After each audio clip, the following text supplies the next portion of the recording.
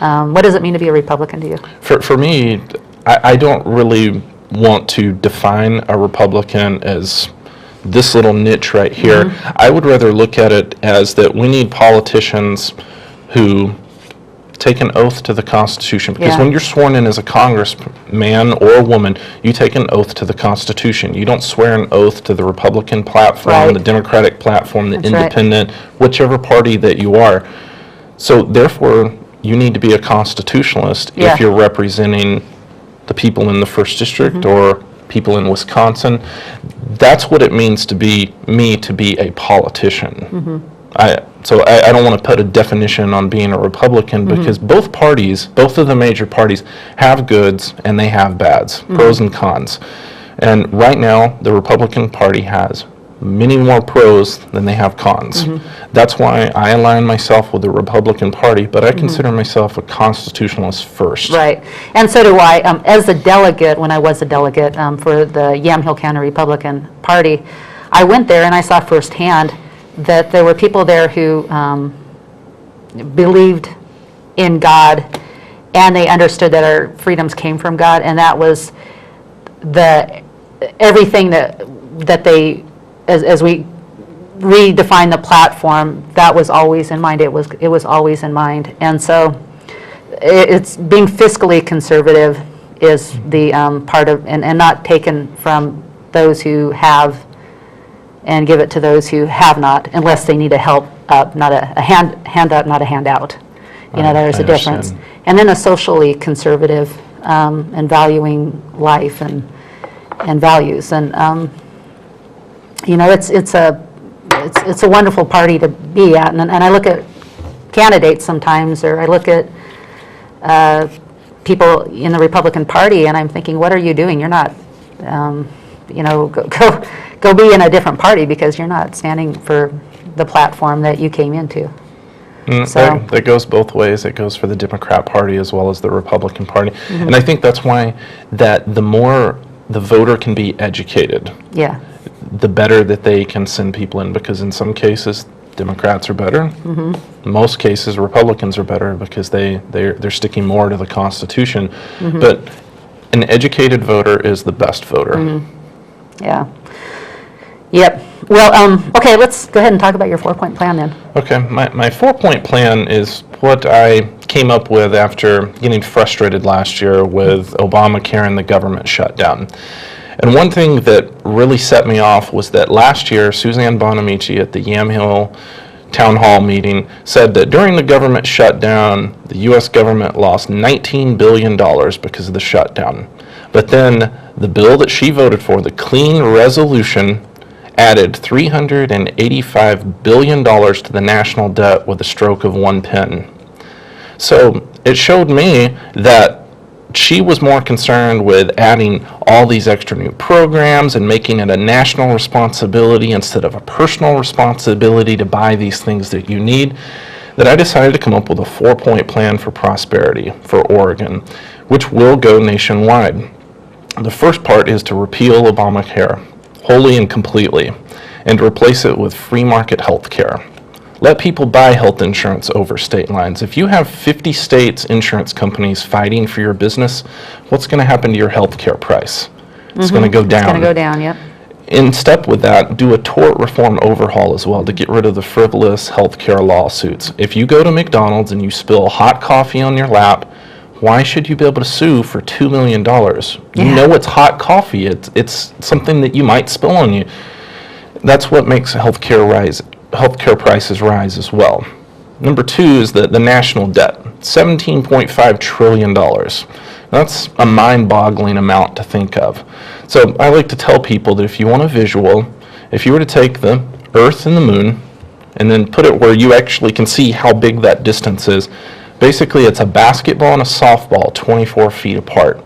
If you were to take 17.5 trillion $1 bills and stack them on top of each other, it would reach to the moon and back 2.5 times. Now that national debt's only the surface debt. That's not even our unfunded liabilities, which are approaching $100 trillion. So just imagine how many times back and forth to the Earth you can go. That's 5 more trips back and forth. We can't afford this. This is a debt that we are not going to pay back in our lifetimes.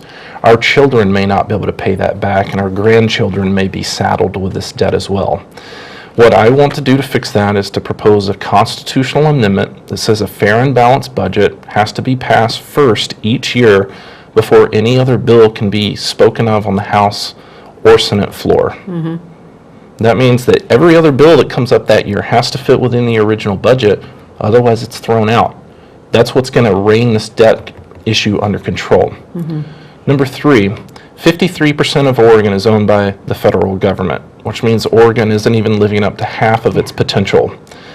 Return all of that land, have the government relinquish all control back to the states for them to be able to decide what they would like to do with the land, so that the timber industries can open back up, fishing, private land sales, hunting, whatever the states allow their citizens to do on that land. Let their representatives make the choice instead of a handful of Washington bureaucrats who may not have ever even stepped into our state. Number 4, let's create or recreate the jobs that we've lost during the downturn of the economy. If we can open back up the timber industry here in Oregon, we're going to be able to open up at least 290 sawmills. That's how many have shut down just since 1980 because of the needless regulations that have been established by the government, the EPA. 290 sawmills. How many people work at each sawmill? 50, 100, 200, 500 for the larger ones? We've lost thousands of jobs just because the EPA says you can't cut trees. Well, that's our greatest natural renewable resource. So if we can open up just a few thousand acres or 1,000,000 acres for logging, we're going to be able to create jobs. Because where are those loggers going to buy their clothes, their food, their cars, their gas, their homes? They're going to buy it here in Oregon, which is going to help every aspect of the economy. Yeah. Do you remember the spotted owl debate? Yes, I did. And the spotted owl is not being taken out by logging. It's being taken out by the great horned owl, their larger cousin, who are picking off their weaker cousins. You know, what is awful is once they get their regulations passed, they never go back and apologize and say, I was wrong, let's fix the problem, because their idea isn't to take care of a spotted owl. Their idea is to gain more, well, in this case, land, and take over the land. And then you can see just how bad the land is managed. If you drive out to Bend, you see where the big fire happened a few years ago. And then you see patches of green. Every one of those patches of green you see driving out to Bend is privately owned and managed land. And they were able to grow bigger, stronger, healthier trees because they thinned out their forest and gained control of it before the fire came. All of the burnt land is federally managed land, which is now wasted, and we have to wait another 20 or 30 years before the trees are big enough to be able to harvest. Yep. So that's just nature's way of clearing it out, because if people don't, cut it out and, again, help the economy and, have, jobs, and they're able to build houses with this wood, then the fire has to take care of it instead. Exactly, and with the private management, trees grow a lot faster because they're able to weed out the unhealthy trees as they're sucking up the nutrients out of the ground, and the stronger trees are able to grab the nutrients, grab the water. Trees are able to grow quicker, and we're able to recycle through the resources much faster than at the federally managed pace. Yep. Trees, God's gift to man to help him, not to, for the government to say you can't cut them. I agree. Okay, you have a lot of other issues that you have opinions on. Is there anything you want to talk about? You want me to just read through the list? And yes, you can read through the list. Okay, and people can go to your website. They can go to my website at www.yatesforcongress.com. Okay, and here's what you can see, so you can get a more detailed description on Jason's website. Issues of civil rights, the economy, education, energy, fiscal responsibility, healthcare, immigration, national debt, national security, right to life, Second Amendment, term limits, and veterans. Okay, which one are you passionate about? We only have a couple minutes left. Every single one of them I'm passionate about. That's why I chose to make a stance on my website for each of those in particular. And if you want to know without having to go to my website where I stand, just think about where the Constitution is at on those issues, and that's where I stand. Because I'm taking an oath to the Constitution, not to any particular party. Yeah, yeah, amen on that. Okay, let's go with, well, civil rights. Everyone has unalienable rights from their Creator, from God, for life, liberty, and the pursuit of happiness. I don't really see what the argument is here. Everyone should be able to be treated equally. Everyone is the same when it comes to, having rights across the board politically. Yeah, right. Yeah, again, I think it's been kind of a divide and conquer mentality, and people have kind of fallen for it, creating a certain race that needs more rights than the rest of everybody else. And it victimizes them. It doesn't do any good. It hasn't done any good in our country. It's created divisiveness. I know that, and what we need to do is stop looking at people inside of a box. You're in this box. You're African American. You're white. You're Native American. You're either an American or you're not. And if you're an American, you are equal to every other American that's here. If you're non-American, you're still equal, but you have to follow the American laws. I have a dream. It's that people are judged by the content of their character, not the color of their skin. I agree. Okay. Well, Second Amendment.